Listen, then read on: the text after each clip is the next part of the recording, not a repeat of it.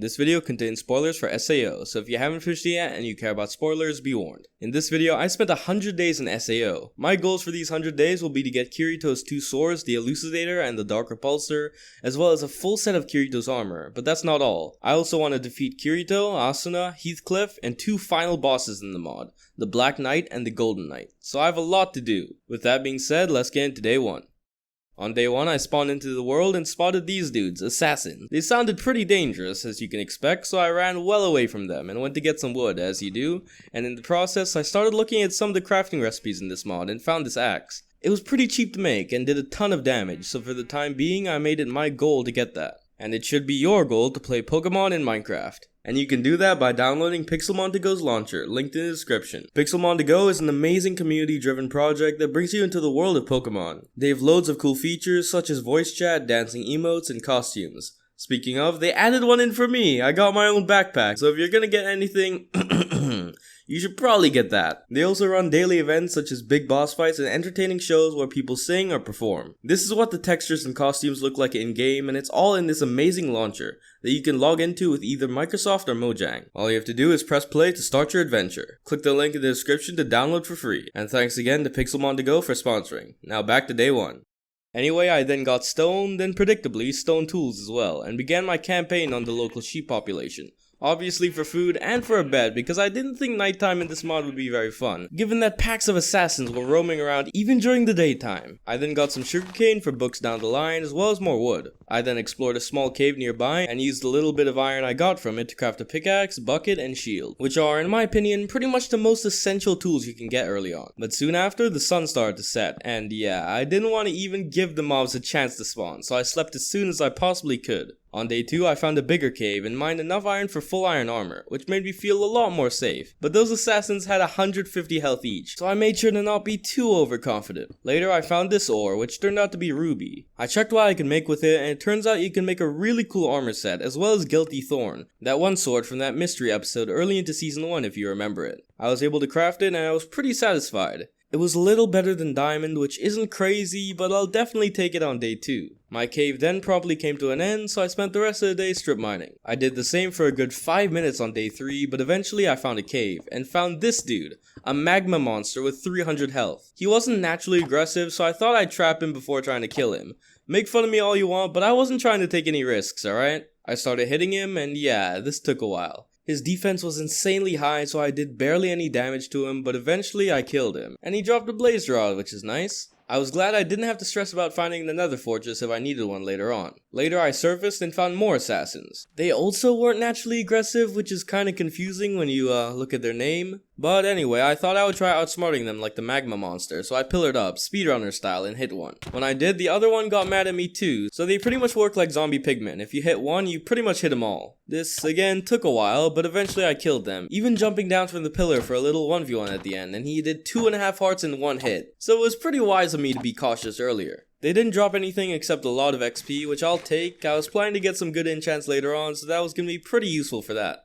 After that, I found a village, then made myself a helmet, or more accurately, a bandana with those rubies. It was the same protection as a diamond helmet, but let's be real, looks a lot cooler. On day 4, I found a library in the village and stole all the books because I was planning to make a level 30 enchanter sometime in the future. I then traded with various villagers to get emeralds until I got 4, which was enough for the axe I mentioned earlier. But I still needed spider eyes, so I had to wait till nighttime to hunt for spiders, and after just a few minutes, I'd gotten everything I needed.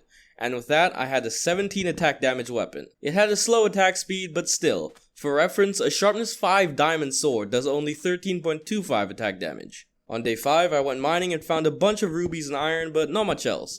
Until that is, I found diamonds.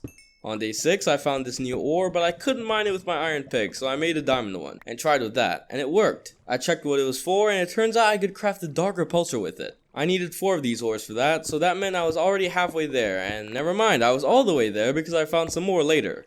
And I also found these black diamonds, which can be used to craft a bunch of stuff, including Kirito's other sword, but I could also use it to craft the stick I needed to craft the Dark Repulsor. And with that, I checked the first thing off my to-do list. I think it looks really cool too, by the way. What do you guys think? On day 7, as I mentioned before, I had some black diamonds, and I also found out how to make steel. And with that, I had everything I needed to craft Kirito's other sword, the Elucidator, which looks even cooler than the other one. On day 8, I got some dandelions, which I needed to craft some armor, which I could finally do since I now knew how to make steel. I ended up going with half of the ruby set and half of the full steel set, because one, the helmet looks like 50 times more epic and it's not even a contest, I'm sorry, alright? And second, because the full steel boots just have more armor bars than the other one. I then found myself another one of these magma monsters and I was pretty confident, so I fought this one head on and demolished him. On day 9, I crafted an enchantment table finally, then made a level 30 enchanter. The more perceptive of you might have noticed, however, that I did not have 30 levels, so I couldn't do much with that, so instead I used the little time I had left in the day to make a nether portal, speedrunner style. Oof, I'm so good at this game. On day 10, I installed a dual wielding mod. I was sad that I couldn't use both swords at once before, so I thought this would make for a better video. The link to this mod will be in the description, along with the SAO mod, as always. I then went to test the dual wielding mod on these assassins, and it works really good.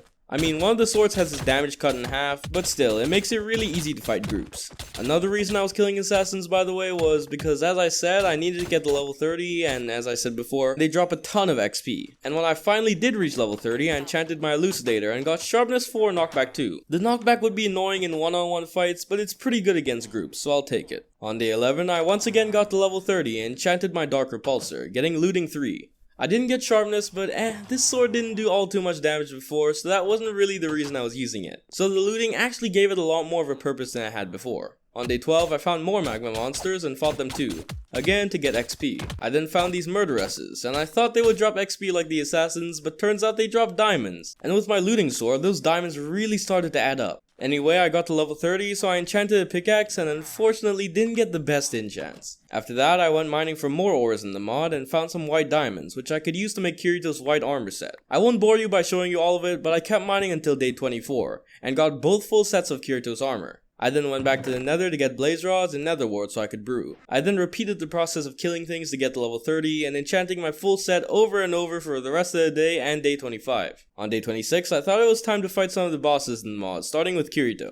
I drank my potions and started fighting him. I had to try really hard not to get hit because when he did hit me, he did 1.5 hearts from just one hit. So yeah, if he were to get a combo on me, that wouldn't end too well. Anyway, the rest of the fight was just me keeping him at bay until I finally defeated him. He dropped these raw rabbit things. I don't know if they give you any potion effects or heal a lot of hunger or what. So I thought I'd test that later, but in the meantime I had another fight, this time against Asuna. I drank my potions again, and again just did my best to keep her at bay until I killed her.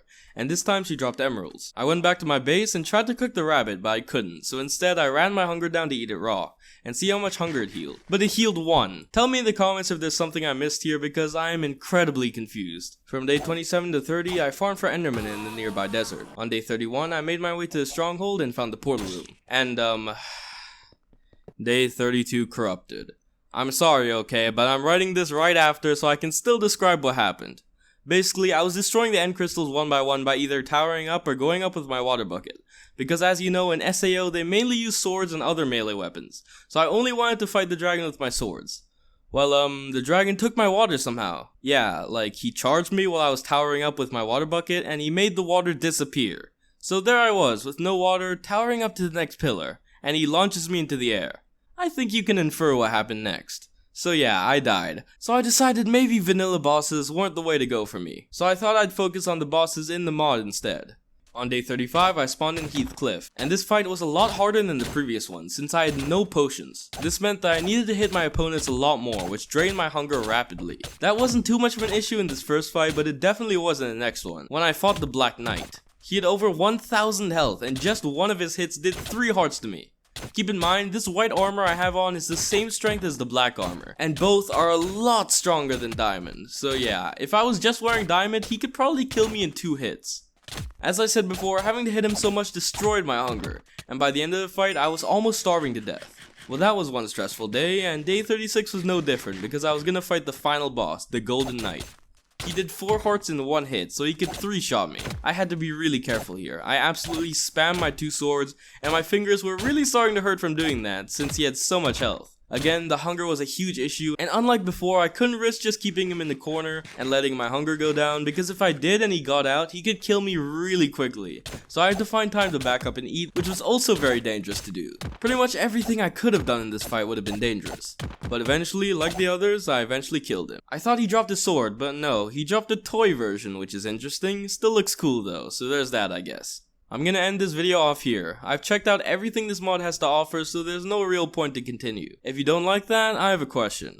Would you rather I release a shorter video that showcases the whole mod in a quick and compact way, or make a long video that's dragged out to hell, where half the time you don't even see stuff from the mod, where I don't have fun playing and you don't have fun watching? Because I would take the first option any day. I hope you all enjoyed and suggest which anime I should do next. And with all that being said, I'll see you all next time. Peace.